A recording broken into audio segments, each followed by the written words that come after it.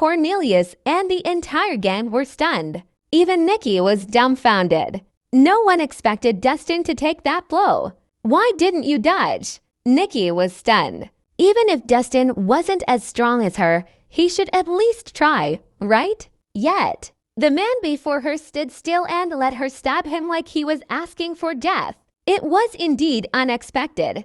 I am to blame for Nelson's death.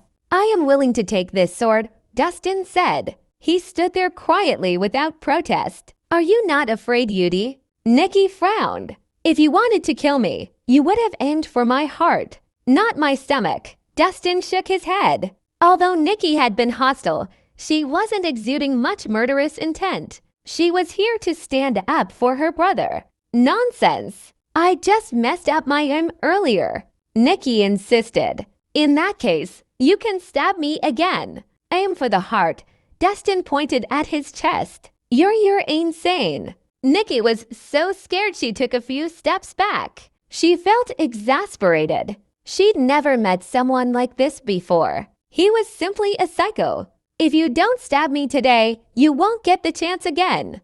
Dustin reminded Nikki. As he spoke, he slowly pulled out the sword in his abdomen and tossed it back to her. HMPH, I don't need you to tell me what to do. I'm here to say goodbye to my brother, so I'll let you live to see another day. When I'm in a bad mood again, I'll come to end your life. Nikki elbowed past Dustin and stormed toward the House of Heroes. Cerise, why didn't you dodge just now? That woman is horrible. What if you got hurt? Cornelius was very concerned. I owe her that. Dustin shook his head while looking serious. Every time he remembered Nelson's horrible death, he felt remorse and guilt. At least he felt slightly better after that stab. Cerise, let's bandage your wound. Cornelius sighed softly. Then he waved a disciple over and asked him to treat Dustin's injury.